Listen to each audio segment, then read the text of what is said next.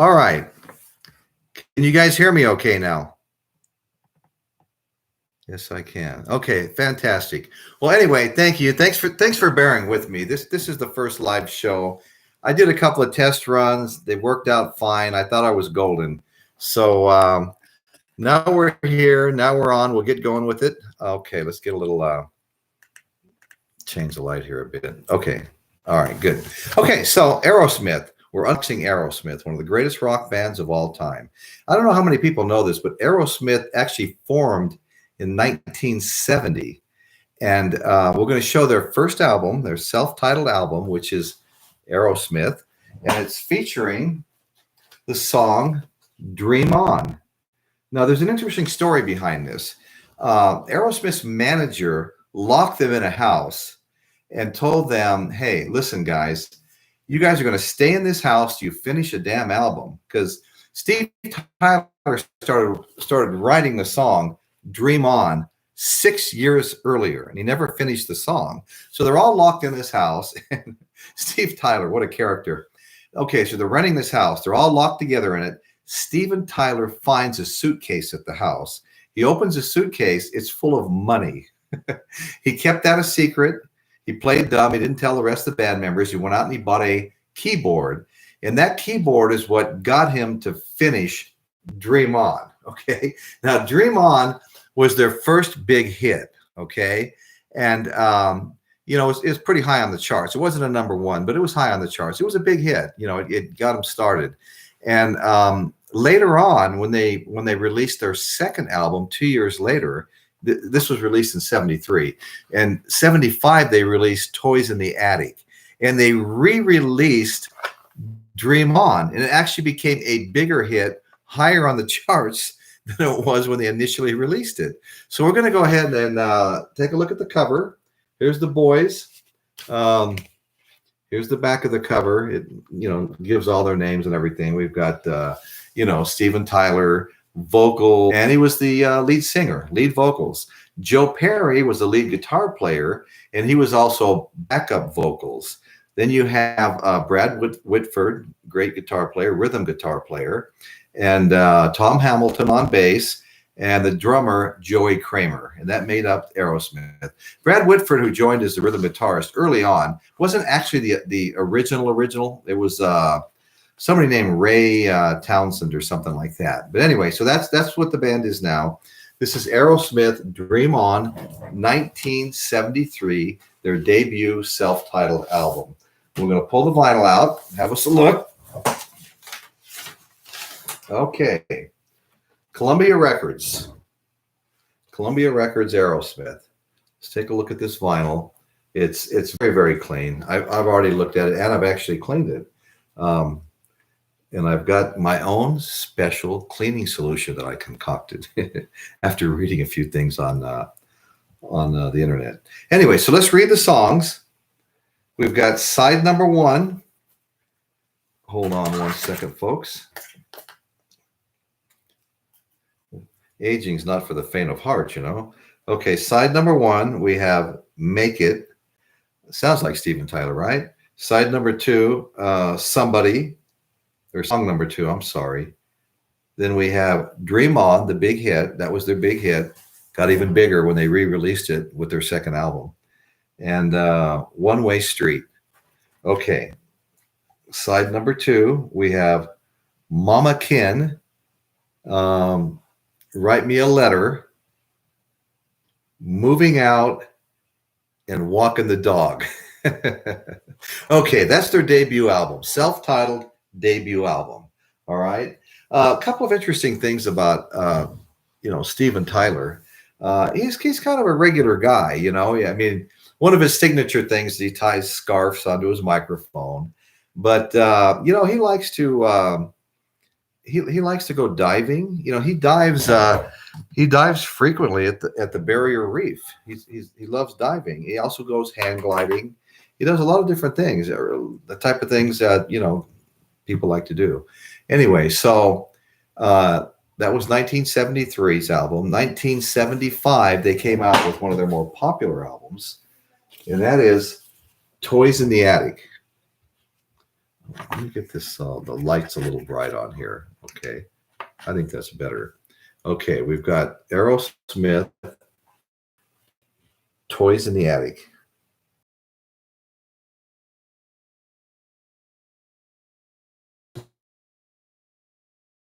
Has done over 2,000 concerts in 50 ups and downs. They've had, you know, Joe Perry left for a while. There were rumors that Steve Tyler was leaving, but we'll talk about all that stuff also. Anyway, so here's the guys on the back. Okay, let's get the vinyl out. What have we got here on the back? We've got you know, I think I'm going to read the songs off of the back right now. Oh, by the way, there's some of George's artwork on the back wall there. I have Bob Marley and I have Jimi Hendrix. You know, and if I turn the camera just a little bit this way, got a couple of guitars hanging on the wall. But you know, before I get into this album, I got to apologize to my assistant here. Monroe has been with me from the beginning. This is her favorite place, is the bed up on top of my desk. She'd rather be here than any place else. There's some nights that she won't even get down. She wants to sleep up here. But let me bring my assistant over here. This is Monroe, the vinyl unicorn. Say hi, Moe. Hi, my 4-pound Yorkie, Monroe, the vinyl unicorn. Okay, baby. She's been kind of mad at me for not keeping her in the show as much as I should. So anyway, that's Moe, vinyl unicorn. Okay, let's get back to Toys in the Attic.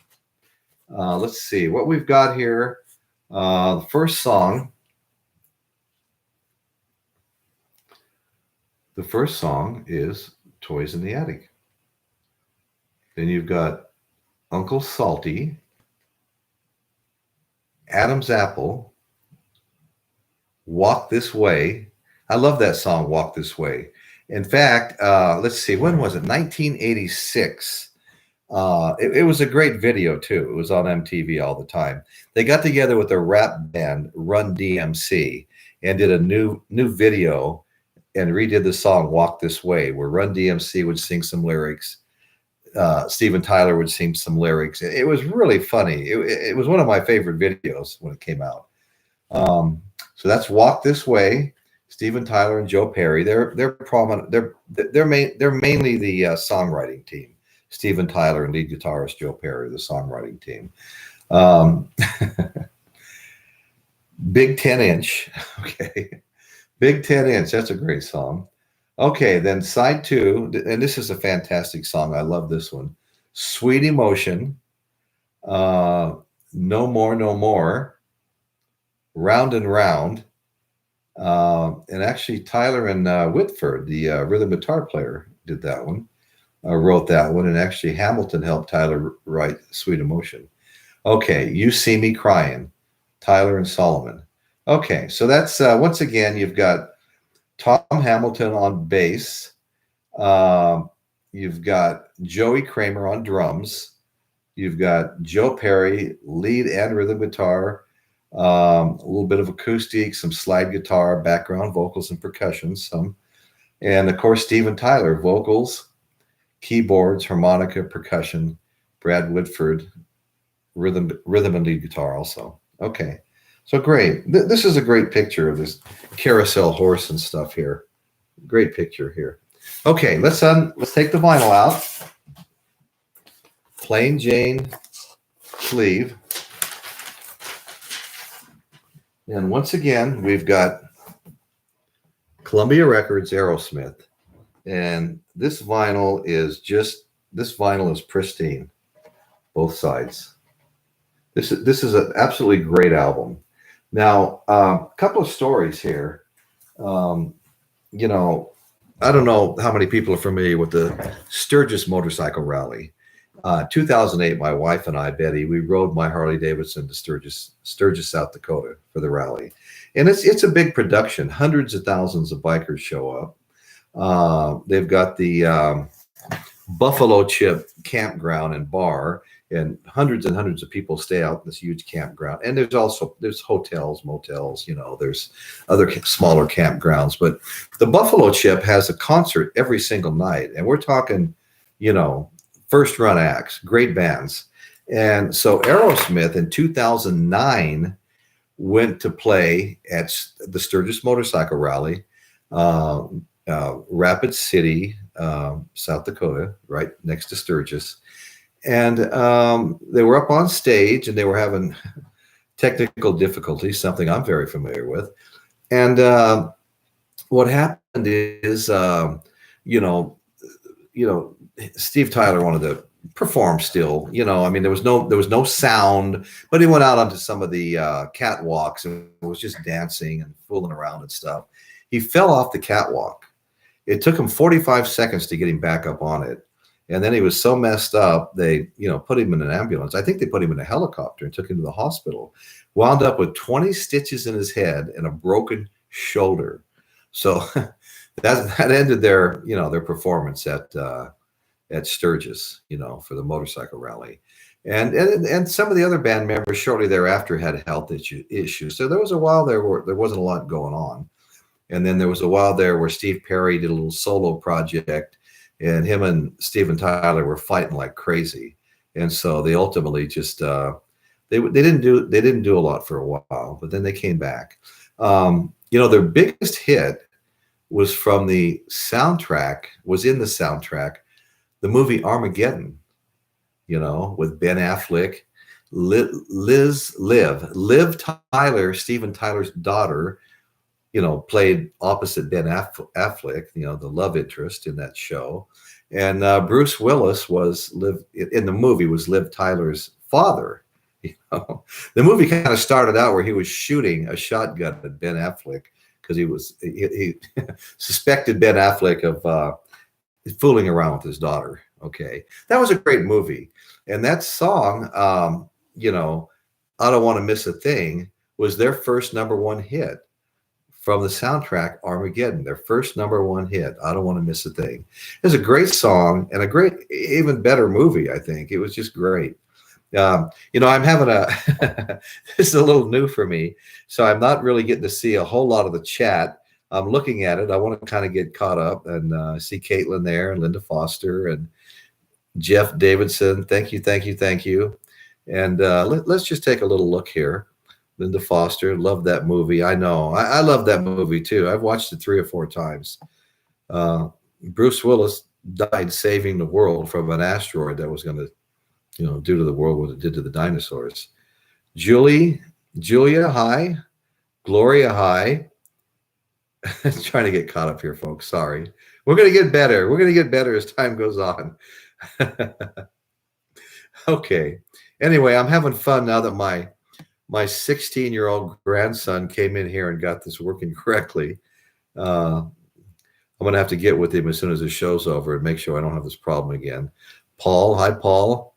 Paul sent me a message earlier. So anyway, great. All my favorite people are here. I'm totally appreciative of that. So anyway, we're talking about Aerosmith once again. And I don't know how many people know this. 150 million records sold by Aerosmith. 150 million. Tyler's won 4 Grammys, 6 American Music Awards, 4 Billboard Awards, Emmys. I mean, the list goes on and on and on. It's a great band, and Steve Tyler is a great front man. Okay, so let's move on to, this is a little special here. Let me pull this out because it's got too much plastic covering on it. This is limited edition, or so it says in the corner. Limited edition Aerosmith. Dude looks like a lady. Look at this. Let me get out of the plastic. That's just obscuring it. Limited edition picture disc. Look at that. Just great. Dude looks like a lady, Aerosmith. I love this thing. Okay, let's look at the back side here. Okay, dude looks like a lady, back side. Colored vinyl, picture disc. Doesn't have a lot of songs on it, actually, just a couple. But let's see, and that's okay. The picture disc is so cool. Okay, so one side we have like the entire album is "Dude Looks Like a Lady," a real a real long version of "Dude Looks Like a Lady." Okay, on the back side, we've got Samora, Simoria, Simora, and Once Is Enough. And let's see, from the album, Samora is from the album Permanent Vacation. And Once Is Enough, really sure what album that's from. So many colors back here, it's a little difficult to read. Anyway, so that's Dude Looks Like a Lady. I mean, what a great, almost signature song by this band. Dude looks like a lady. I love that song. It's just a fun song. Okay, so that was just a little surprise there. Anyway, so we're gonna get to the last vinyl here. Let's see, do we have any more stories to tell here? Number one hit, I Don't Want to Miss a Thing from Armageddon. The remake of Walk This Way with Run DMC. I actually absolutely love that. Actually, I got to admit, I like some of the rap, and I will do a rap unboxing.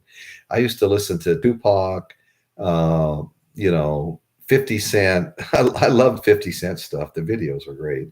Some Snoop Dogg, Dr. Dre. I mean, who didn't like California Love with Dr. Dre and Tupac? California Love.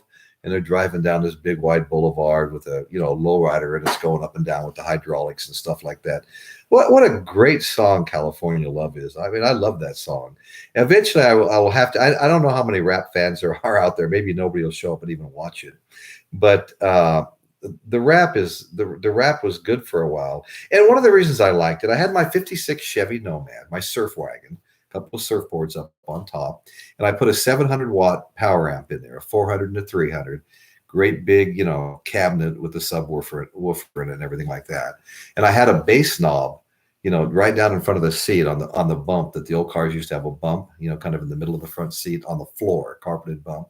I had a bass knob down there. And to tell you the truth, you're hard pressed to find any rock music where you could really get to appreciate the bass. I had fun with my bass knob. I'd pull up and roll that bass knob up, and you'd see all the windows shaking in the adjacent buildings. Yeah, maybe my sense of humor is a little off, but I had fun with that. And I was listening to more rap when I had my 56 Chevy Nomad because of the bass, but I did like the rap too. Love the rock and roll. Rock and roll will always be number one. Ever since I heard Chuck Berry sing Riding Along in the Automobile, I was 8 or 9 years old. I had one of those little transistor radios that you put in your shirt pocket with a single earplug. And I was walking around listening to rock music. And it was like a tug of war in my family. My mother was from New York. She liked, Bing Crosby, Perry Como, Frank Sinatra. And one day I asked her why she didn't like country. I never told my father this. She goes, well, in the cities, we kind of looked at country as kind of low class. That's what my mother said. I thought that was kind of cute. But anyway, I love country too. I'm going to do a country unboxing. I've got some pretty good country stuff here too. And I went through a phase where I hired a couple of young guys that were, kind of local, strictly country guys. They blasted the radio all day long. Before I knew it, I'm going to see Alabama and Earl Thomas Conley, and I went to see Willie Nelson. And I was watching. There was a while there where my whole family, my wife, I, and all three girls, we got so into country that we weren't listening to anything else for that period of time. So we got really big into country for a while. And I was the only one that got kind of big into rap. But I notice now my two grandkids that stay with us half the time, with my youngest daughter, Nicole, they're listening to all this new rap stuff. I start bringing up rock bands and stuff. They have no idea who I'm talking about. And they've got all this new rap that they're listening to. So anyway, so rap hasn't gone away. But I do remember I went to a concert at the Paso Robles Fairgrounds. They had all the big acts came there. I saw Eddie Van Halen there. I mentioned that in the last show. And Eddie came out at the end of the show and soloed for 30 minutes. And that was like a highlight of my music listening career, listening to Eddie solo straight 30 minutes after the band had left the stage. He came out and did a personal encore. But we saw just huge acts there. And country was always popular there because they had the 4-H animals and things like that there. It was all part of the country fair. So country was kind of a little dominant, but they had great rock bands came in too. And so we saw a lot of good stuff there. I saw a lot of good country stuff, a lot of really good rock and roll. I saw Bob Dylan, I saw Tom Petty. Then I saw them again, Tom Petty and Bob Dylan together. They took turns playing, then came out and played together. So, I mean, we've had some great stuff there. But anyway, so anyway, let's get on. We'll get this next album. And this is going to be, I know some of you have seen this on the table behind me when I'm sitting at my main computer. And this sits back here with all my vinyl stuff. But this is Aerosmith. It's a greatest hits album, and let's unbox. I haven't even taken it out yet. And I've had it for a while. That's kind of bad. But anyway, so we have to have a little true unboxing on these unboxings. So I'm going to cut this package open.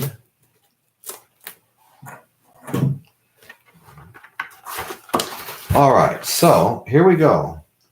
So that's a pretty cool cover, and I like the nice heavy sleeves. This side, I'll show you a little more, but I like it's a heavier paper. It's not like the super thin sleeves that we have so often on these things. And well, all right. So let me put that down. Now here's the paper sleeve. Okay, that was like a little insert. Okay, so let's take the vinyl out. Oh, white vinyl. Oh my God, this thing is beautiful. I never thought white could look so pretty, but this is absolutely beautiful. I mean, obviously we don't have to take a look for scratches and scuffs. I just took this out. So anyway, white vinyl. Oh my goodness, that is so pretty. Okay, let me set this down for a second, and I'm going to read the songs. I'm going to read the songs off the actual album cover here, okay? And what we have is Dream On. And that's, once again, that's a fantastic song, Dream On. And, well, these are greatest hits, so they're all going to be fantastic. We've got the Same Old Song and Dance. Sweet Emotion. That's a huge song. I like that song. You know, I've still got most of this, if not all of it, on CD. There was a period of time when I don't know anybody who was buying vinyl. It kind of became obsolete, and now I've got, I don't know, 250, 275 albums, and it's taken a while to accumulate. A lot of it was old stuff. I have stuff here that was in my parents' house when I was a little kid, and some Elvis stuff and some country stuff, but anyway, so we started buying vinyl again, this past year. And it's become a real addiction, vinyl love. I'm a vinyl lover. I still listen to CDs in my car. I've had Nirvana, MTV Unplugged Nirvana has been in my CD player for probably 2.5 months. I mix it up with the radio and stuff like that too, but I almost can't get enough of that Nirvana album. I will be doing a grunge unboxing too. I'm just accumulating the pieces now. I'm really close, I'll be doing a grunge unboxing. But okay, so we started out, we had Dream On, Same Old Song and Dance, Sweet Emotion, and I really like that song a lot. And of course, Walk This Way. That's the song they remade with the rap band Run DMC. And that was, if you haven't seen that video, because I have, because MTV doesn't play the videos anymore. I'm going to ask you, go to, YouTube and type in Aerosmith with Run DMC, and you will really get a kick out of it. I mean, I've never seen Steven Tyler, so funny. I mean, it's really good. Okay, so Walk This Way, go watch the remake of Watch This Way. You won't regret it. Last Child, Back in the saddle. Back in the saddle again. Okay, talk to us, Stephen. Um, that's a really good song too. Draw the line. Kings and queens uh, come together and remember walking in the sand. So those are the songs on this greatest hits album, and they're all great hits. They're all great hits. Okay, let me see. Maybe I can let's participate in the chat here a little bit, guys.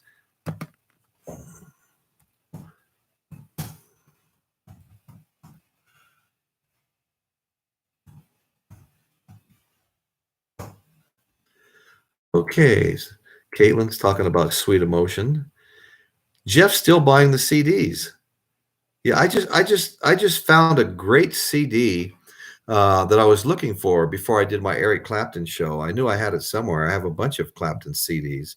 I've got 4 or 5 CD cases. I used to have one of those 400 disc units, plugged into my stereo, and it would hold a combination of 400 CDs or DVDs. So you had to kind of keep a little book to know, CD number 7, DVD number 312. You had to kind of keep a book to keep track of them. And I think I might have lost some of my CDs when that thing finally went out. Sat in the garage for a long time, and I was sure I took them all out. I'm sure I've got them somewhere, but I've got a bunch of great stuff.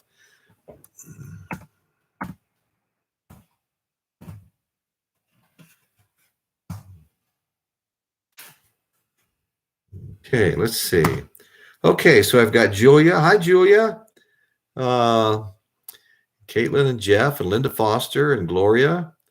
Hi, Gloria. I see the white and red circles up there by Gloria. That's really cool. The greatest hits album. White vinyl on a red cover. That's awesome. Linda Foster says, I have this one too. Which one are you referring to, Linda?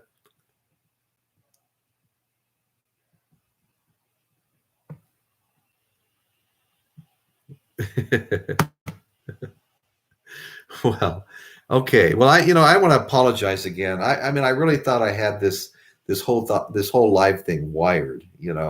I had it set to come on at a certain time on today's date, and when it sat there and kept buffering, I thought I was going to have a heart attack. I'm like, oh my God, don't do this to me, and so finally everybody came in. I mean, my grandson, his girlfriend.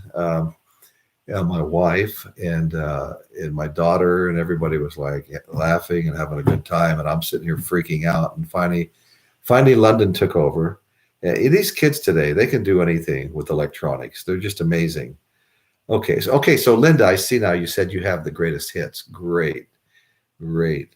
So is everybody a big Aerosmith fan out there? I mean, I've been I've been an Aerosmith fan forever. I mean, God, their first album, 1973, was like 50 plus years. Yeah, 55 years, I think, or 50-ish, Anyways, so they've been around for a long time. And they've gone through some changes, I mean, Brad Whitford, the rhythm guitar player, didn't start out as their original with them, but he came in right away. He came in for their first album. He was there. Let's see. So I told the story about the money that Steven Tyler found. I thought that was a great story. And, and some of his hobbies, hang gliding. He loves to go to the Barrier Reef in Australia and dive. That's not only cool, but it's brave. Australia is known for, I've surfed, excuse me. I've surfed many places in Australia. I've surfed up and down the Gold Coast, up and down the Sunshine Coast, at Byron's Bay. I've surfed at Noosa Heads, where they hold a Noosa Festival of Surf every year. And that was a great time at Noosa Heads. I love that place. If there's another country I could live in other than the United States, my first choice would be Australia. They love Americans, and they really do like us. This was we got there right after 9/11. In fact, we postponed the trip because of 9/11. We were actually going to go to Bali, Indonesia, too, which is a world renowned for its surf. And but it's also the largest Muslim country in the world, and we just had 9/11, and everybody was up in arms, wanted to torch the Middle East, a lot of people. And anyway, so we dropped Bali, Indonesia out of the trip and pushed the trip back, and then went to Australia. But I love Australia. It's great. The people love America. Every time I saw somebody, a guy would, notice that I had an American, my accent was American. I don't even think of it as an accent. They'd go, "Oh, you're an American. Let's go get them. We're with you, brother. Let's go over to the Middle East and let's do this and let's do that." And I was like, man, these people really like us. They're ready to go to war for us right now. And this was just maybe 2 months after 9/11. And it was a great trip. Okay, I can't stop looking at the unicorn. Well, maybe I need to just try. Monroe, do you want to come up here and be a little more of a part of the show? This is my vinyl unicorn. Let's turn this way. Hi, Moe. Say hi, Mo. She's a great little pup. We rescued her, and her brother, her older brother, not older brother, her brother, her brother Frankie. He's about 12 pounds. She's 4 pounds. Smallest dog I've ever had. We have to be careful. We have large owls in the neighborhood. Sometimes they're on both sides of the house hooting. We've got red-tailed hawks all over the neighborhood. We have bobcats up here. We have mountain lions. A mountain lion killed a goat next door a few years back. So every predator known to man lives in our neighborhood. We're in the West Hills of Atascadero. Everybody lives on, a couple acres or more. And so your nearest neighbor is like 600 feet, which is kind of cool. I mean, I don't have any problem with neighbors, but you get kind of spoiled, not having somebody 10 feet away, right outside your window. But anyway, so we like it up here. The dogs love it up here. Monroe, when Monroe is not on her bed up here on my desk, she's outside. She's the last dog to come in. She loves the outdoors, and she really changes. Her whole personality changes when she gets outside. She's usually real mellow, like she is now. Of course, she's loving the outfit, but bit me twice while I was putting it on. It was a soft bite. She doesn't bite hard. She just let me know she's unhappy with me trying to stuff her head through a hole and her arms through a hole. So anyway, let me put little Mo back. Hi, Mo. Say hi. I love that little dog. I love all 5 of them, including my daughter's dog. And 5 is way, way too many. I don't recommend 5. We were happy with 2. Then we rescued Monroe and her brother, and then my daughter moved home with her dog. So now we have a whole tribe here. It's just crazy, and it's way too much. And sometimes they'll tag and things like that. Anyway, all right. So what's going on in the chat right now? Awesome baby. Thank you, Linda. My baby is a 140-pound lap dog. You're kidding me. 140 pounds. Wow. That's huge. Caitlin's got a 50-pound dog.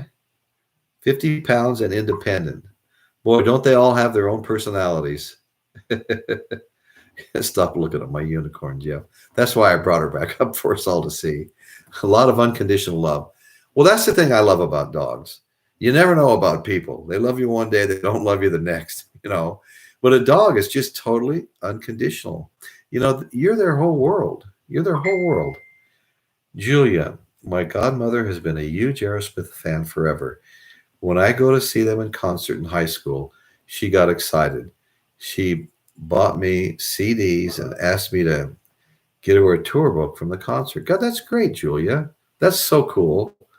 Yeah, that's all. I wonder how old she is. I mean, I grew up listening to, well, in my teen years anyway, it was Jimi Hendrix and Led Zeppelin and so many great bands. 10 years after, I even liked bands like Sly and the Family Stone. Right after we got married, Betty and I saw Sly and the Family Stone at the Hollywood Palladium. We were living in Long Beach, California. And it wasn't a year later or less, they came back to the Hollywood Palladium, and we went back and saw them a second time, And I love Sly and the Family Stone. I don't know if anybody remembers Richie Havens. He strummed the guitar and hopped up and down and was covered with sweat halfway through the show. We saw Richie Havens also live in Long Beach. And of course, the Rolling Stones at the Long Beach Arena. We saw a lot of good concerts. And at the Las Vegas Convention Center, I mean, I saw Black Sabbath, original Black Sabbath, uh, Elton John, and I mean, just Chicago. When I unbox Chicago, I'm saving my Chicago story because it's a little crazy and the kind of things that you don't, you didn't admit to most people for 40 years, 50 years. But I have a crazy Chicago story, but I don't want to tell that story until I'm unboxing Chicago. And I will unbox Chicago. They were a great band. We all loved Chicago. Anyway, so let's see. What else is going on in the chat? Jeff Davidson saw Aerosmith and Kiss together. Oh, wow. That would have been a great concert. Aerosmith and Kiss. Awesome. Friend of mine knows Richie and met Janis Joplin. Well, that's great. I'm a big Janis Joplin fan.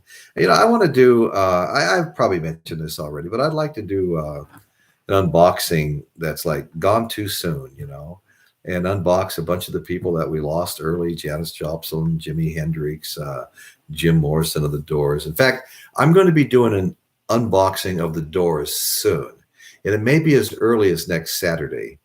I did have to order a pretty special Doors album, and with some of the songs I love the most. I bought it from Tower Records. It was like $18 or something like that, but it kind of rounded out my Doors albums. So that as soon as that gets here, hey, Daddy Boggs, what's happening, Bogster? Boggs just popped in. He was watching another show earlier, and but he's back, and that's good to see you, Daddy. Everybody say hello to the Bogster. Me too, Caitlin. I don't think they were friendly. Caitlin, Jeff, I heard interesting things about that tour. Ah, okay. Good. Yeah, I'm live tonight. It's a long story, Daddy Boggs. I mean, I had it all set up. I did a couple of trial runs yesterday. I was really stoked. And then I realized I had to reclaim my channel, and they said, okay, in 24 hours, you'll be able to go live now. Okay. And so I had it all set up to come right on at 7 o'clock. It was sitting there buffering. I assumed when it hit the 7 o'clock hour, I was going to be live. And sadly, it didn't happen. It just kept buffering. You talk about being in a panic. I turned around and turned my other computer on, and the chat's already started, and I must have been at least 10 minutes late, at least, before we finally got the live chat working. We're going to get this all worked out. It was the first one, and I'm really embarrassed by that. I mean, I wanted it to go smoothly, but it's all in the past. What are you going to do? Anyway, so this is where it all goes down. I took my center crate of vinyl out so I could lay it down and scoot my computer back a little bit. Normally, I'm at the desktop, but I need to get a webcam for the desktop, which I'll probably get one of the Logitechs I've been looking at. They got the Logitech Brio. It's supposed to be really good. It's a little more wide angle and stuff, and it's supposed to be an excellent camera. I've watched several YouTube videos on it, and a bunch of others too. So I'll probably get something like that, Logitech. And it's got a built-in microphone that they say is pretty good. Got a couple of guitars on the wall back there. The one straight back, the semi-hollow body. I love that guitar. And I was playing it last night. I've got a lot of, music lesson videos. I've got a whole playlist devoted to that. And I'll go through videos and learn. I'm trying to learn some. I've been working on Jimi Hendrix, Hey Joe. And I've been working on a Creedence Clearwater song too. So I've got a couple of guitars there. Over here to the right is my American-made Fender Stratocaster. Then I've got a couple of acoustics. I've got a nice Epiphone. It's a special series. They're called Made Like Gibson or something like that. And it's got the scallop bracing in it. It's not a cheap Epiphone. It's actually fairly expensive Epiphone. And it plays really good. I mean, I love that acoustic guitar. And I practice, like Stairway to Heaven on it and things like that. And I play House of the Rising Sun on it, love that song. I've been trying to play House of the Rising Sun since I was 12 years old. And I'm not sure I do it any better than I did when I was 12 or 14 years old. But I love guitars. My problem is the dedication. If I was half as dedicated to guitar playing as I was to vinyl albums, I'd really be proud of myself. But I've had this bad habit of 1 year on, 5 years off. That's a little bit of an exaggeration, but I feel like I don't know how many times I felt like I was starting over. But Julia, yeah, House of the Rising Sun. I mean, that's just Eric Burden. I Betty and I we were talking about the Sturgis motorcycle rally earlier and how Steven Tyler, they were experiencing technical difficulties. And Steven Tyler went out on the catwalk just to dance around and try to entertain people while they were getting the music to work because they didn't have any sound. And he fell off. He split his head open, got 20 stitches in his head, and he broke his shoulder and was airlifted out of there, and they didn't perform. And that was at the 2009 Sturgis motorcycle rally that Betty and I went to in 2008, the year earlier. But anyway, every year I used to go to the Laughlin River Run in Laughlin, Nevada. Well, I grew up in Henderson, Nevada. It's not too far from Laughlin. Been to Laughlin many, many times. But every year I'd ride my Harley Davidson to the Laughlin River Run. And you'd get 250, 300,000 bikes there. I mean, I was in Harris Casino where we always stayed because they gave us free rooms. And I had a couple of high roller buddies. Sometimes if I let them get my room or if I let them get they'd get me reserved parking. We're parked up under, in the secure parking. And, and of course, when I went with one of my friends, Dave, anything you wanted was comp to you. If you wanted the helicopter tour, the Grand Canyon, boom. If you wanted to go do something else the next day, boom. When you went with Dave and Terry, you stayed in the suite and two butlers waited on you. They'd come in and say, "You guys hungry yet?" And Dave would look around, "You guys hungry? I could eat." "Yeah, we could eat." "Well, what do you guys want? You want PF Chang's? You want this? You want that?" And they'd go get your food and bring it back and actually put it on the plates for you. That was a fun thing about going with my buddy Dave. But anyway, let me get back to I got sidetracked talking about motorcycle rallies. The reason I got started on that is because Julia brought up, she mentioned, Rising Sun. And I started talking about Eric Burden. So we were back there a few years back when I still had a Harley Davidson. We rode back there, Betty and I picked up a little magazine on what was happening during the rally. And it's like, I didn't even know Eric Burden was still alive. I turned the page and here's Eric Burden performing like the very next day. And so we called, it was just across the street from where we were walking on the sidewalk. And so we called over there, bought the best seats we could get, got over there. Very small venue. There was not a bad seat. It was too small of a venue. And Eric Burden got up and he'd tell stories and, much older now and gray beard and mustache and stuff. And he told it that he was always a blues man or soul and blues. He loved both those genres. He made a lot of soul and blues music. But I'll tell you what, every song he did was just, I mean, I love that guy so much in his music that when he did House of the Rising Sun, everybody stood up and everybody in the room was singing House of the Rising Sun. So now I can say I sang House of the Rising Sun with Eric Burden because I did, and so did everybody else in the room. But I mean, what a fantastic show. I mean, to just find this randomly, I mean, a lot of the casinos, having their own little concerts. I saw the Black Crowes, at Harris Casino. Another buddy of mine brought tickets for ZZ Top at one of the other casinos. We went and watched ZZ Top. But there was always multiple shows. The different casinos would have different shows, and always a fun time. You can walk back, get on the riverboat, go from casino to casino. You had all kinds of them to lose your money at. I don't think I ever won anything at Laughlin playing slot machines. I know I was playing a slot machine one time there with a $3 bet. And I just played a few times with the $3 bet. I dropped it back down to the cheap 60-cent bet and hit the jackpot. And had I been playing max bet, it would have been like $10,000 or something like that. Instead, I won like, $50, because max bet on the jackpot was big. But anyway, so that was sad. Anyway, we always like playing the slot machines. The best odds is on the craps, but I'll go long periods of time between playing craps. Mostly it's just pulling the handles. When we were in Laughlin the last time, every once in a while, since we played for so many years at Harrah's, they'll still send us every other month, uh, an invitation to fly free. They will fly us to Harrah's and back. The only problem is you got to stay 4 or 5 days before the return flight. And who can gamble for 4 or 5 days? I mean, you really got to pace yourself to get through 2.5 days. So the last 3 or 4 times we've turned it down, but we went about, I don't know. It's been probably maybe as much as even 2 years now.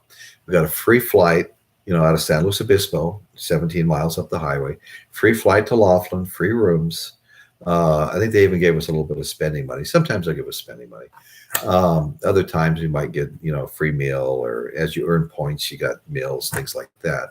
So we went back there, and for the first day and a half, we just got crushed. Then finally, we're just betting like 60 cents and stuff. We're trying to milk it out. We're not. I have friends that play $25 slot machines, and one that even played a $500 slot machine once. But we're small potatoes. I'm happy to go 60 cents, and maybe if I get way up, I might bump it to 90 cents. I've even bumped it as high as $1.20, but mostly it's a 60-cent bet. So anyway, I won $300 or $400. I came back all excited, found Betty, because we've been losing for a day and a half, and Betty's sitting there playing one of these. I can't remember the name of the machines. Got some funny graphics and stuff. Of course, all the new ones do. But what was that damn thing called? I can't remember. So she's sitting there, and there's a major and a minor on it. And I sit down next to her. I'm all excited. I won $400. I put $20 in the machine. First spin, I hit the major for almost $500, $407. So now I just won 4 over there. I just won 4 here. I went back to this Hollywood slot machine, and I put a $20 bill in. It had pictures of Humphrey Bogart, Marilyn Monroe, and all these actors, and they were what were on the reels too when you were playing the machine. Well, I hit the button, and boom, I won $500. I said, how did I win $500 on 60 cents? And I looked down, I accidentally hit the $3 bet button. So now I've in about an hour's time, I'd won 150. What am I saying? $1,500. So we were feeling pretty good about the trip at that point. And then Betty got on a machine that she kept winning on. So we probably left, a little bit up, but we had a lot of fun. We traveled up and down the riverboats to the different casinos, and just enjoyed ourselves. So, has anybody out there been to Laughlin, Nevada, to the casinos in Laughlin? When I was a kid, growing up in Henderson, Nevada, nearby, the very first time I went to Laughlin was there wasn't a single casino there yet. There was no casinos in Laughlin. And we went there because they had an annual jackass barbecue. They would catch these wild burros in the mountains, and they would barbecue, kind of a chipped beef and a sauce kind of a thing. And I think actually by the time we went, they quit actually doing it with the burros because people were not happy about that. What's the matter, Moe? Huh? You want down, or you just want to be held? So anyway, we went to the first time in Laughlin, the Wild Jackass feed, they called it. And there are a lot of wild burros out there. When you leave Laughlin and go into this little mining town, I can't think of the name of it right now, but you go to the mining town, you go up to Hoover Dam, Boulder Dam, whatever you want to call it, see the new suspension bridge across Black Canyon. We did all that on the bikes and went to the Grand Canyon and stuff. And anyway, but riding the bikes back there, you go to this little mining town. And one of the things it's known for is the burros are living in town. They walk up and down the street. And so when you get to town, well, this is like bike week, right? All the bikes are there. And so, all the bikes are lined up, and a lot of people are there, and there's vendors there. That's one thing about all the bike runs. There's 10,000 vendors there. You can have custom parts put on your bike while you wait, extra chrome put on your bike, anything in the world. You can buy bike from all the famous bike builders and not so famous bike builders, custom choppers and stuff like that. And so there's a lot of bikes there. There's a lot of vendors there. There's a lot to do there, a lot of places to eat, great food everywhere. And at Laughlin, there's big tents set up in some of the parking lots, and there's live music just coming and going continuously. People drinking, eating, watching live music. It's actually a great time back there on the bikes, And if I am going to get another Harley, I sold my bikes during the recession. I was building subdivisions. It took a little bit of a beating. It's really the only reason why I'm still working at my age. But anyway, because we were fairly set up at the time. So anyway, I've prioritized other things, as instead of another motorcycle. Actually, had as many as 3 Harleys at one time. Bought a brand new one from Gary Bang here in town. Gary Bang Harley Davidson, 1990, I think. Too. I bought a Fat Boy, and I got my first Harley Davidson when I was actually 18 years old. I was kind of the first one in my group to get a Harley. I have a lot of stories, but I have an unboxing that the Harley stories are going to fit in with. I have an unboxing that I can tell some of these stories. I don't want to tell them now. I start telling all these stories I have, and then pretty soon I'm unboxing albums that would have been a more appropriate venue for them. Anyway, but so what are you guys doing in the chat? I got Daddy Bog. Vegas had the free bus ride to Laughlin. Oh, yeah, yeah. Yeah, I grew up 9 miles from Las Vegas in Henderson, Nevada. My mother worked at the Nevada Club. She worked at the Fremont Club. My sister was a Keno rider. My brother was a craps dealer, at the craps tables, and a very good one too. He always worked his way into the best places in Vegas for doing craps, where the high rollers would play. When a high roller has a stack of black $100 chips out there, and he hits something. It's just nothing to flip a couple to the dealer. I mean, my brother had $1,500 nights in tips, and I'm not talking about recently. I'm talking about 25 years ago. So anyway, you can make money in those places, and I worked at when you were a kid back there in Henderson and Vegas. Where did you go to work? You went to work in the casinos. Why did you go to work there? Because it was union and it paid more than minimum wage. So we were busboys, we were dishwashers. I was on a huge dishwashing machine at the Hacienda, which no longer exists. But when you used to come in from the LA freeway, the very first casino on the left was the Hacienda. And I was on a massive dishwashing machine. It took like 5 people manning this thing, And I eventually got hired by the chef to clean the bake shop. And me and my friend Terry, whose mother actually worked there as in the accounting office, we'd go to that bake shop, and it looked like people just dumped 50-pound bags of flour all over the room. And it was our job to clean all that up. And we'd clean it all up. And the chef kind of liked me. And he said, Royce, I need somebody working in the buffet with the pies and the cakes. And so all you got to do is there's a little back room next to the table where the pies and cake slices are set out. Keep slices out there of every single pie we have, all the cakes we have. You run out, go in the back room. You run out in the back room, bring the cart down, get some more, and bring it back up, put them back in the back room till you need them. So here I'm standing there. This was my job. I'm in a chef's uniform, checkered pants, white double-breasted jacket, a tall chef's hat, standing next to the glass windows that were adjacent to the swimming pool, which is a nice place for a teenage guy to be standing next to the swimming pool. And all I had to do was keep slices of pie out for people. It's the best job I ever had.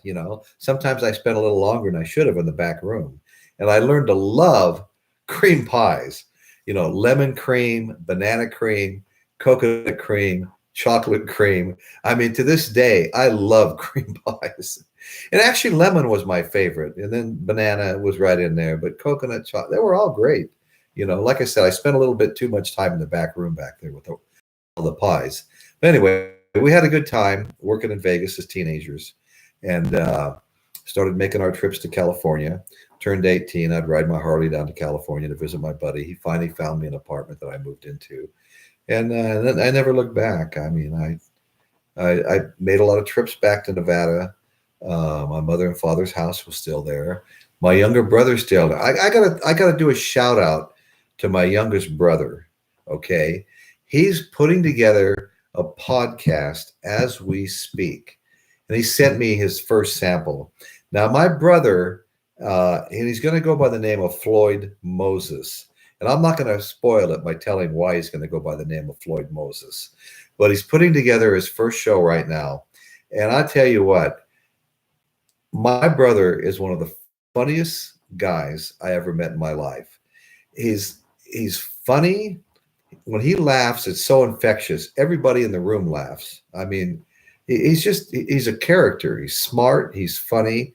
He's putting a podcast together. And, I told him I'd help him all I can. I can't even do a live show, but I'm going to help him all I can. We're talking daily about all this stuff. And of course, he's going to want me to come on his show. And, I'm going to want some of you to come on it too, and then I'm going to want him to come on my show. We'll help each other build our shows. I think I'm up to a sum total of 73 subscribers. I mean, before you can go live on YouTube without having, of course, this computer has a little built-in webcam, but without having a webcam, maybe the one of the kind you clip on your monitor or behind your monitor on a stand. Before you can go live on YouTube without that, you have to have 1,000 subscribers. So anyway, we'll see what happens down the road. Right now, I'm just having fun. I enjoy doing this when it's all working. I enjoy doing this. And Monroe just loves it. She loves her unicorn outfit, don't you, Mo? So anyway, yeah, no, it sounds cool. Thank you, Linda. My brother's show is going to just hit it out. Hey, David Owens, my God, I went to high school with David Owens. Thanks for joining us, Dave. Did you hear me say that Richie's putting together a live show too? It's going to be great. David Owens played in bands with my younger brother Richie back in Vegas and Henderson, and I've known Dave since the junior high school. Hey, Dave, were you a mod or a cowboy at junior high when the British invasion was taking place? The school got divided between. I have a feeling Dave was a mod. Great show. Thank you, Dave. Thank you very much. I really appreciate you joining us. This is awesome. God, some of the folks from home are watching. This is so cool. Anyway, Dave, we do this every Saturday night at 7 p.m. And you probably saw the unboxing of the albums, Aerosmith. I'm going to try to do the Doors next week. I'm just waiting for one album to come in the mail. It's supposed to be here on the 6th. And I'm really hoping it comes. If I don't do the Doors, I might unbox Iron Butterfly. I've got four Iron Butterfly albums. I've got 3 or 4 Van Morrison albums. I love Van Morrison. Who could forget his first song, Gloria, before he was known as Van Morrison. He was in another band then. Adam D, how you doing, buddy? Good to see you here, Adam. Man, I'm so glad so many people are here. This is just, this just makes it for me. It takes time to build up an audience. It really does.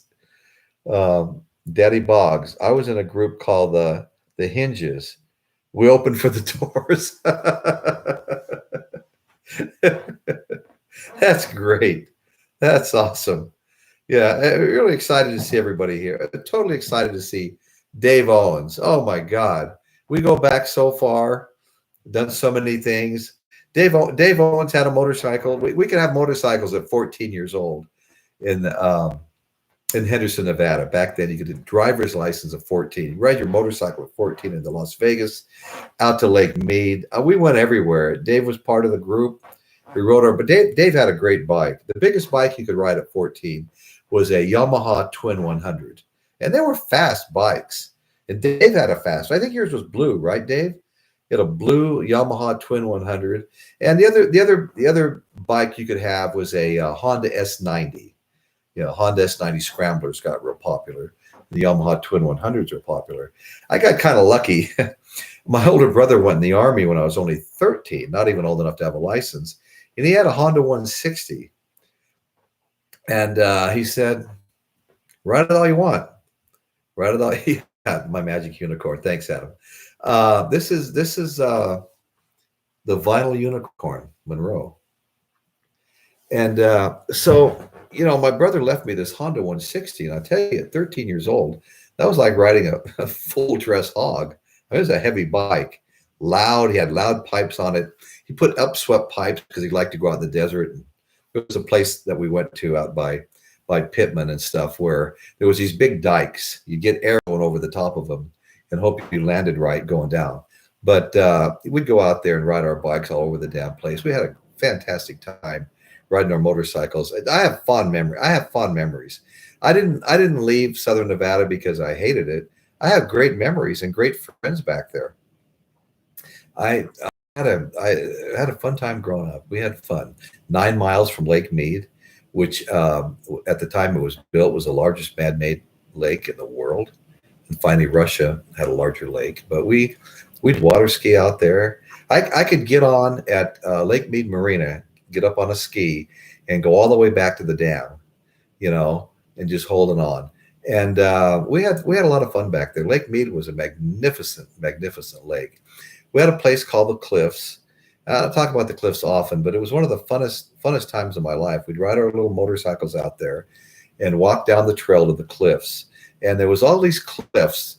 There was like a water inlet came in, and on both sides was cliffs at different heights. Gigantus was one, Baby Bertha. And they had names, and you'd climb down to a shelf, and maybe it was, Baby Bertha, Gigantus, whatever. And you'd dive or jump into the water. You'd swim across the little inlet, climb up on that side, and do the same thing. And there would be a lot of people out there. I mean, it was really, really a popular place. And we went out there. We'd go out there all summer long on our motorcycles. But another place out there, it's a dirt road nobody kind of knew about. You turned on that dirt road and went up. There was a ranger station there with the rainbirds on watering a lawn, and a whole herd of bighorn sheep. And of course, we were, crazy in our youth.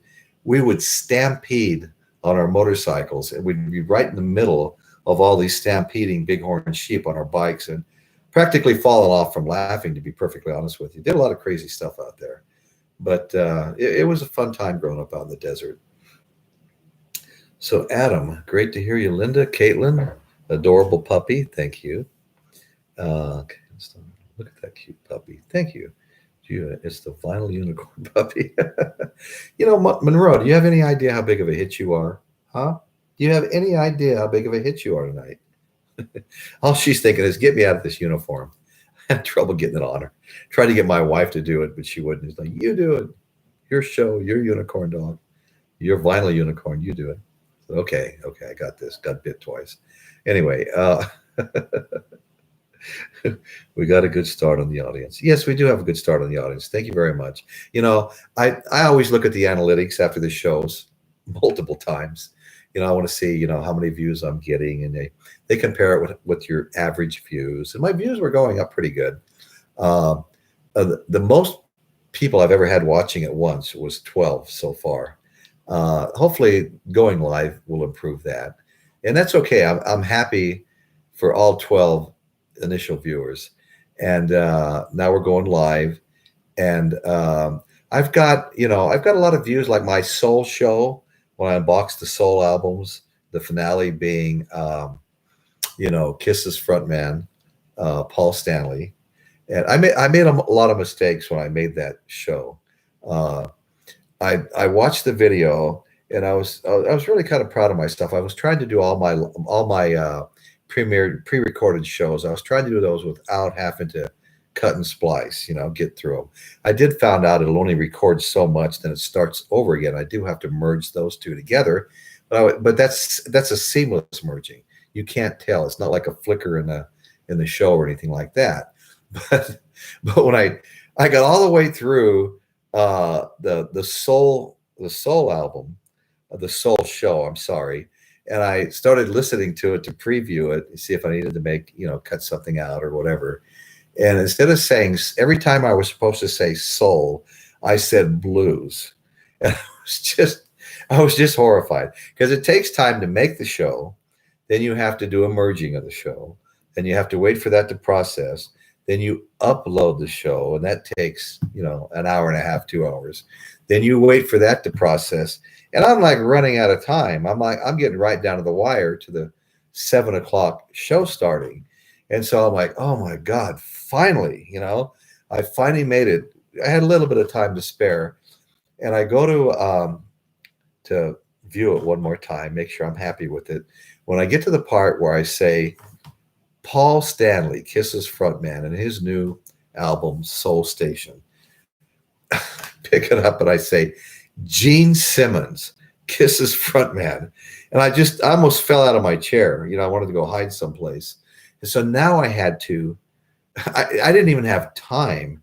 So there's a little glitch in there, where instead of making my big announcement, Paul Stanley, it kind of skips over the big announcement. I didn't even have time to re-record that. So anyway, so people don't always know what goes on behind the scenes, but it's never easy, and sometimes it's a bit challenging. And I told myself I'm gonna make these videos on Wednesday. If anything goes wrong, I have plenty of time to fix it. But I wound up with a couple in a row that I was still fooling with on Friday, and one in particular, the Soul Show, I was still fooling with almost up until the time the show started. So anyway, we're going live now. There won't be any more uploading, no more merging of videos. We make a mistake, we make a mistake. Everybody's going to make them. I'm no stranger to making mistakes. But anyway, so yeah, 400 and something views on the Soul Show. The Beatles unboxing is over 300. And that's a great show. I unboxed 2 Parlophone original recordings from the UK, Help and Revolver originals. Great. I mean, it's not easy coming across the originals anymore. And I unboxed just a bitchin' White Album. Original White Album had the serial number stamped on the front, the embossed the Beatles on the front. All the inserts looked like brand new. Every picture looked like brand new. Great big poster, probably unfolded for the first time when I unfolded it. And now they're all numbered. Now 71,000 doesn't sound like that low of a number until you do the math on the 3 million that were made. And it winds up being, as far as low numbers, it's in the lowest 2% of numbers. 71,000, 3 million, it's in the lowest 2%. So I felt kind of good about that. I was lucky I found that. There was 2 of them there.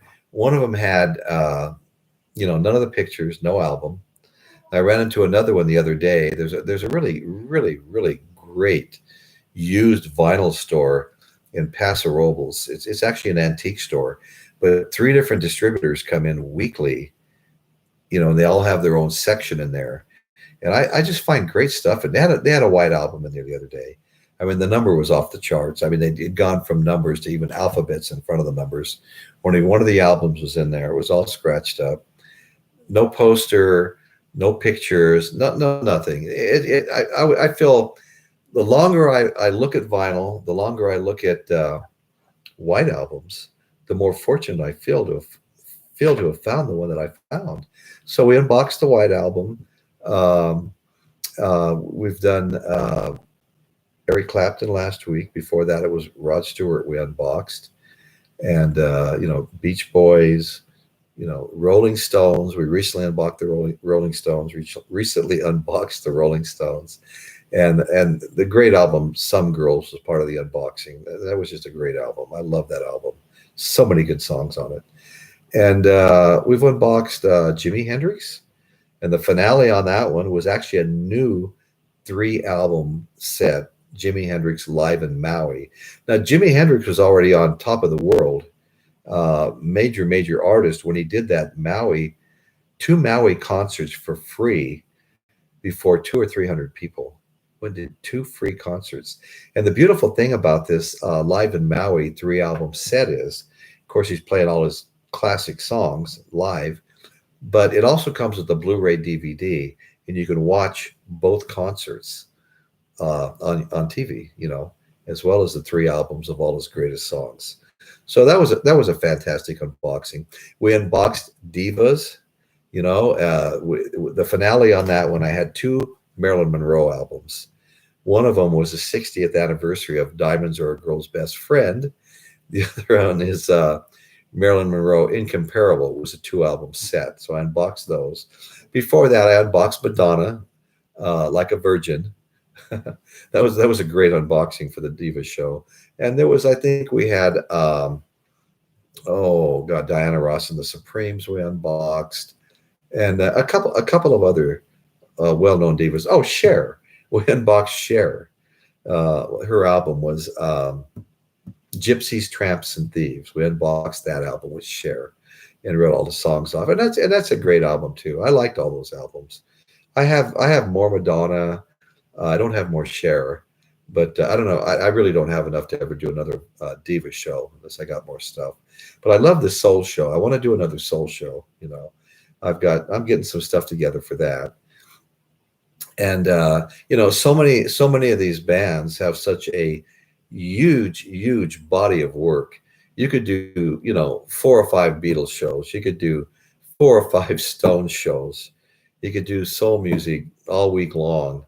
I mean, great stories, Royce. You have a great memory to watch Richie's show.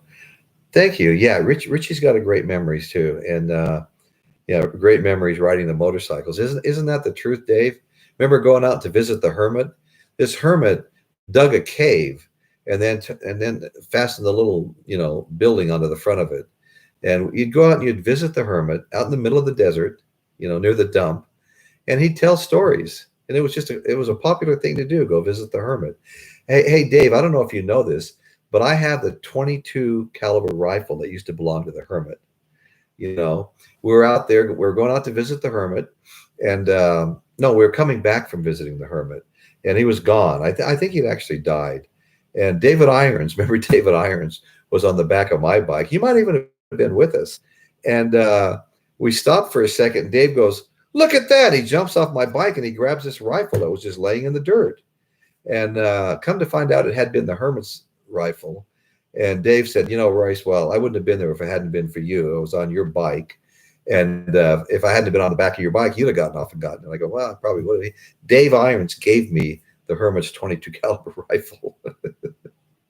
Anyway, so anyway, we've got this is show number 13. We're going to do them every Saturday. They're going to be live. We're going to work the kinks out of it, and we're going to have fun with it and see where it goes. And I can't wait for my brother to get started, because Dave could tell you my brother's a real character. Dave, you remember my brother? I mean, I know he didn't leave Henderson that long ago. Believe it or not, he's living in Salem, Oregon right now. He's living in Salem, Oregon. He's really gotten into the church. Him and his wife, they're steady churchgoers. He's writing. My brother was a musician. He played in bands with Dave. He played all over Vegas in bands. He was offered a job in Wayne Newton's band, but at the time, him and his wife had a duo called the Eddings Duo, and they were getting written up by the guy that wrote up all the big acts in Vegas. You'd see Frank Sinatra's playing here, Elvis Presley's playing there, Don Rickles is over here. Then he'd say a must-see duo, the Eddings Duo. That was my brother and his wife, and they were really getting. I mean, Jackie's voice, it was like it was coming out of the walls. I've never heard a woman's voice and a more powerful voice that I liked better than I liked Jackie's. She had the greatest voice I've ever heard. And my brother was, they both had a lot of personality. My brother was always smiling. And to be honest with you, this was during a period of time when the Donnie and Marie show were on, Donnie and Marie Osmond. And my parents, you talk about the golden boy that could have anything he wanted. I shouldn't say that. He's going to get pissed off at me. But my brother was the golden boy. And my parents were 100% convinced they were the next Donnie and Marie. And actually, I could go along with that, because they were really, really entertaining. And they were being called in the newspaper, being called a must-see duo by the guy that wrote up all the big Vegas acts. And they were really going strong. And then things happened. Things happened with the marriage. And I've got a lot of stories about all of that. But since my brother's going to be coming on the show and having his own show, I can't tell all his stories. He wouldn't be too happy about it. You need to hear it straight from the source. I'll tell one story, though. My brother and his wife had broke up, and they were, seeing other people and stuff. And Betty and I happened to pull up in front of my mom and dad's house in Henderson, Nevada, to visit. We're going to stay a few days. And out in the middle of the street, my brother and this guy are like shoving each other. Well, the guy that he was shoving happened to be seeing his ex-wife now. And one thing led to another, and they got into a fist fight. And kind of proud to say my brother kicked his butt. You know what I mean? He was a lot tougher than he looked. I'm glad I was 3 years older than him. If I was only 1 year older than him, I might have been in trouble. But anyway, so Richie got in a fight, and We're going to fast forward about 35, 40 years. I'm building an 80 unit townhouse project, the little town of Guadalupe, just outside of Santa Maria. And building 80 units, beautiful project, $12 million project. And I'm out there building that. And okay, so to keep our insurance costs down, insurance for a job of this size, construction insurance, is expensive. So we contract with this company that comes out and tells us all the best way to flash your roof jacks, the best way to flash your windows, the best way to do all these things. They bring us all these diagrams, and they're supposed to be training us to do a better job. So the insurance company doesn't get sued. Okay. So I'm sitting there and I'm with the guy and we're talking and he's giving me pictures of, you know, proper way to flash windows and all this stuff. And he finally says something. I asked him, I said, well, where are you from? And he goes, Las Vegas. I said, you're kidding me. I grew up in Henderson. I said, what did you do back there? He goes, well, we were kind of a bad element. I'm really into my church right now, but I don't even want to tell you all the things we did, but suffice to say that the movie they made called Casino, you know, with Robert De Niro, he goes, some of the scenes you saw in that were actually things we did. And I go, no kidding. And he goes, but now I'm really into my church. I'm a higher up in the church, and I take care of all these youth groups and stuff. I'm a changed person. I go, did you know my brother, Richard Eddings? He goes, you've got to be kidding me. Come to find out, the guy my brother was having a fist fight in the middle of the street with when Betty and I pulled up for a visit was this guy. It was this very guy that was out there to try to teach us how to do a better job so the insurance company didn't get sued. And this was the guy my brother was fighting with. It was seeing my brother's wife. So anyway, I won't say any more about that. I'm sure my brother's got 1,000 stories to tell, and you're going to enjoy every one of them because he's really a character. Let me tell you, my brother's got a lot of stories, and the way he tells them, they're all funny. They're all funny stories, you know. So anyway, so we're looking forward to that. It's a small world after all. Yeah, isn't that amazing? Guadalupe is like, I won't call it the armpit of the world. I actually like Guadalupe. It's a little farming town just west of Santa Maria. In fact, it's just a couple of miles from the ocean. And I used to take my surfboard to work with me and sneak over at lunchtime to see if it was working. Kind of a fickle place, but when it worked, it was fantastic. And we were on the other side of Point Conception, so the water was a little warmer. But anyway, so we used to go surfing out there after work sometimes during the extended lunchtime even. We had a good time. In Guadalupe, it was mostly Latinos, but they had the greatest. Highway 1, Coast Highway runs right through Guadalupe. And one of the restaurants there, La Simpatia, was almost made famous. Was made famous by its great food. But Ronald Reagan, when he was president, the motorcade stopped there and they ate at La Simpatia. So we went down and ate every day Mexican food, or they had a great steakhouse too, the Far Western. And of course, I'm out there doing an 80 unit townhouse project. I budgeted the project. I hired all the subcontractors. They're all basically working under me. Were chosen by me. And so every once in a while, somebody offered to buy my lunch, you know. And so we'd go to the Far Western. I shouldn't tell this story, but I had a painter. He was a great guy. I had my motorcycles, my Harleys. He was a Harley rider. And he had all the best one-liners in the world. I could make you laugh all day long. One day he said to Keith and I, who was helping me, he said, oh, hey, guys, let's go have lunch. I'm buying. I go, sure, why not? Where are we going to go? He goes, Chumash. Well, Chumash is a casino, an Indian casino. It's about a 45-minute ride each way, you know, so it's an hour and a half just to get there and back. So we walk into Chumash Casino for lunch. I don't even remember eating lunch, to be perfectly honest with you. We walk into Chumash Casino, my painter, and he was a good guy. We rode motorcycles together sometimes. He was really appreciative of being hired to do the job. He stuck a $100 machine on one of these flaming $7 machines and goes, that's yours. He starts walking through the crowd. I'm like, hey, get back here. You don't owe me anything, man. Get back here and play your $100. He just disappears into the crowd.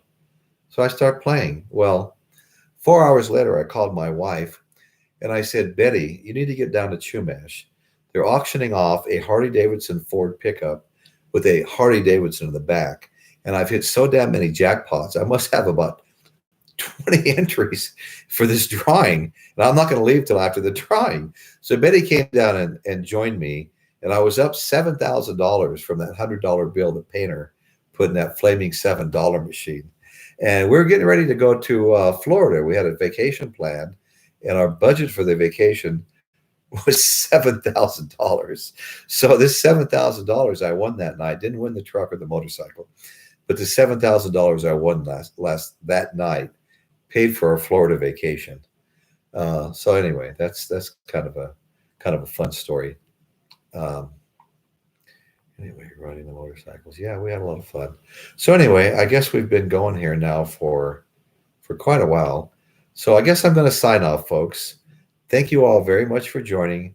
I had a great time. Once again, sorry about the slow start. Please, no, not that song, laughing out loud. Caitlin. How you doing, Caitlin? We've been talking private message a lot lately. Later, man. Thank you, Adam. I really appreciate you, Adam. I'm really happy you showed up. I appreciate all of you. Gloria, Dave, Linda, Jeff. I mean, Daddy Boggs. Thanks, Royce. Everyone be safe and well. Thank you, Daddy Boggs. Always appreciate having you here. Jeff, all of you guys. Caitlin, Julia. I appreciate everybody coming on. Paul. Anyway, I'm going to sign off. We're going to sign off. This show went quite a bit longer than I had intended, but once in a while I get kind of wound up and get going. So thank you very much. This is the vinyl show. This is the vinyl unicorn. And we're gonna head out now. Thank you very much. Hope everybody enjoyed the show, and hope to see you all next Saturday at 7 p.m. We're gonna do it again. Thank you very much. Good night, everybody.